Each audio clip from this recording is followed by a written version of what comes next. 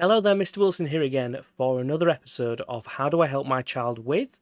And in this episode, we're going to look at dividing whole numbers. Now, a couple of videos ago, I showed you how to multiply whole numbers, and we had a look at short and long multiplication, column method, and we looked at grid method. Now, similar sort of idea with dividing is that there are also loads of different ways to divide numbers, which I guess is a joy of maths, is that there are loads of ways of doing something. But by far the most popular method for dividing whole numbers is the bus stop method.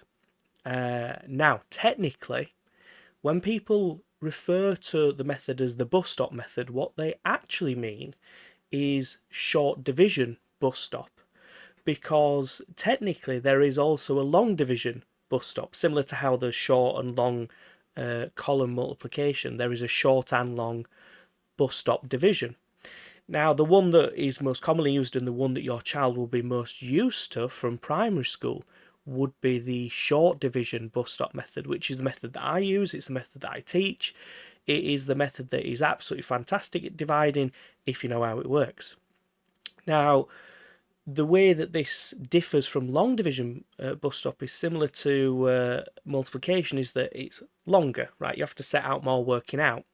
So short division became popular because it was quick and it was efficient at dividing numbers. There is, however, a small use for long division, which is that at A level there is a topic that sort of uses long division bus stop. You can't use short division bus stop. It's a very small little, I guess, unique idea that you have to use long division for it rather than short division. Very strange, but for the majority of students who are working up to GCSE, the short division bus stop method is perfectly reasonable way of dividing numbers. So I guess the best way of showing you how the short division bus stop method works is by showing you an example. Now, instead of having to say short division bus stop method every time, I am just going to refer to this as the bus stop method because, again, it is by far the most popular method. So this would be a typical homework question that you might have to, your child might have to complete. Divide 282 by 6. So the short division bus stop method or bus stop method works by, first of all, setting it up. And it gets its name, the bus stop method, because you first set up this thing and it kind of looks like a bus shelter, is the idea. That's why it's called bus stop. Now, the number that you are dividing, that goes inside the bus stop, like this. So 282 would go here. And the number that you are dividing by, the 6 in this case, would go on the outside. Now, if you want to sound really fancy and really impress your child, you can give them the proper names for these.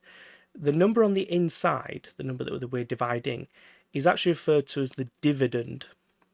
And this is the number that you are dividing. Oh, dividend. Forgot an I. Squeeze that in. Dividend. The number that you are dividing by, the number that goes here, is the divisor. So that's the number that you're dividing by. The answer, which we're going to work out in a second, but the answer that ends up being up here, right? So that's where the answer is going to end up. That number is referred to as the quotient. And quotient is an old word to mean fraction, basically. So this answer is like the fraction of these two, is the idea. But the quotient means the answer from a division. So dividend is the number that you are dividing, divisor is the number that you're dividing by, and quotient is the answer from a division. So you can look really skilled in front of your child when you give them those names for those terms. I can guarantee that. So let's actually perform the bus stop method. How does it work? Well, first thing is you look at this first value here. So kind of, sorry, let me get my highlighter out. Contrary to multiplication, addition and subtraction where you work right to left, you actually work left to right in the bus stop division. So it's actually very much unique from all the other methods is that you start on the left. And you ask yourself the question, what is 2 divided by 6? Well, technically 2 divided by 6 is a decimal. You can't really divide 2 by 6 without there being some kind of remainder. As some teachers would put it, or some students put it, 6 does not go into 2. And what they mean by that is that 2 is not a multiple of 6, right? So this would be 0. 2 divided by 6 is 0. But what you would be left over with, so the 0 goes here, what you would be left over with is that 2, right? 6 goes into 2 no times, but there would be 2 left over, right? That remainder of 2. That's why remainder was one of our key words. So where does this remainder of 2 go? Well, it ends up being exchanged. Remember this from column addition and subtraction. Ends up being exchanged to become, well, this is 2 representing 200. It gets exchanged to become 20 tens. So this becomes 28. So the 2, as some people like to put it, is moved over. The remainder goes over onto the next value. But again, this is actually an exchange similar to column addition and subtraction. So just to repeat this step again. How many times does 6 go into 2? It doesn't. So it's 0. But there would be a remainder of 2. Because it doesn't go in at any times, but you would still be left with that 2. And it has to go somewhere, so we would exchange it onto the next value. And then you perform the same question again. Well, you ask yourself the same question again. But this time, how many 6s go into 28?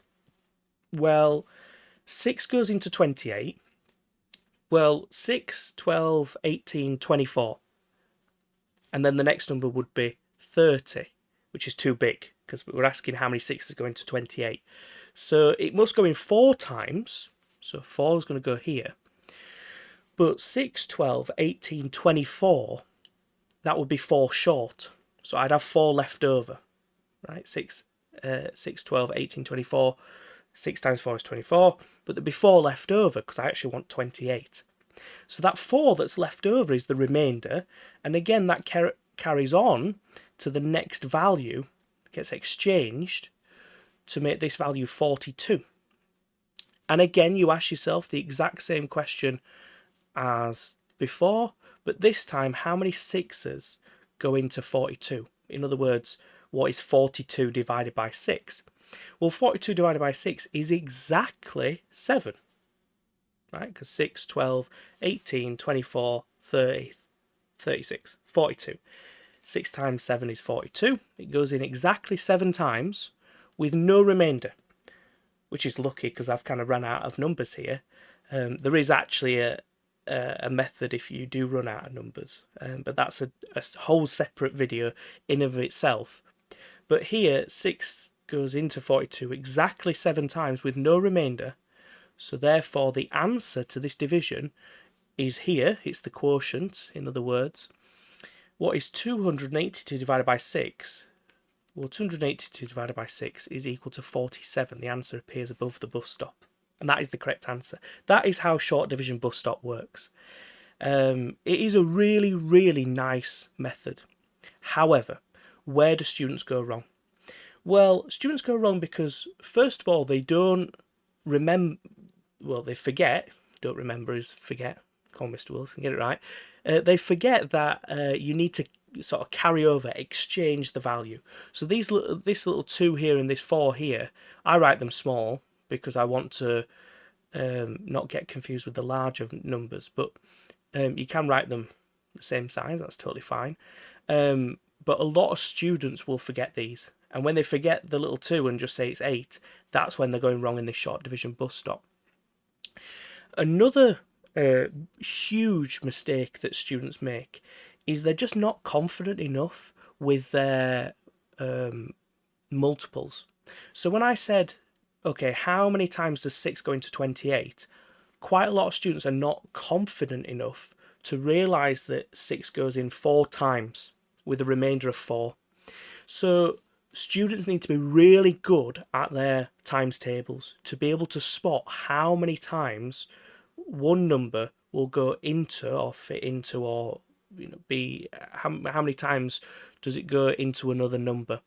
So for me, spotting that it goes in 4 times, 6 times 4 is 24, and then remainder of 4, that just comes through experience of knowing times tables and knowing your multiples of other numbers. So that comes through practice. And I would highly recommend, if your child is struggling with division because of this, that they have to practice over and over again those multiples. Some students, and I sometimes recommend this for certain questions depending on what the number is, write down what the multiples are. So they'll write at the side here 6, 12, 18, 24, 30, 36, 42, 48, 54 and 60, so on. So that when they're asking themselves the question, how many times does 6 go into 28? Well, it goes in 1, 2, 3, 4, not 5 because that's too big. 4 times remainder of 4. And how many times does 6 go into 42? 1, 2, 3, 4, 5, 6, 7. So actually writing down the multiples at the side, the 6 times table, can actually be really helpful for some students. So if your child is struggling, maybe that might be an idea for them to help them out. And obviously, if you were dividing by something different, so for example, if you were doing, 365 divided by 5, writing down the multiples of 5, 5, 10, 15, 20 would be useful for this question because you're dividing by 5. So again, how many 5s go into 3? 0. Exchange the 3 because it's remainder 3. How many 5s go into 36? Well, 5, 10, 15, 20, 25, 30, 35. So it's 7 times with a remainder of 1. So exchange that 1 over. How many 5s go into 15? 5, 10, 15, 3. So the answer is 73. So the bus stop method is so efficient at dividing numbers. It's genuinely brilliant, but there are a couple of stumbling blocks for a lot of students. Like I said, one being the multiples and one being that exchange, forgetting to write those numbers being carried over.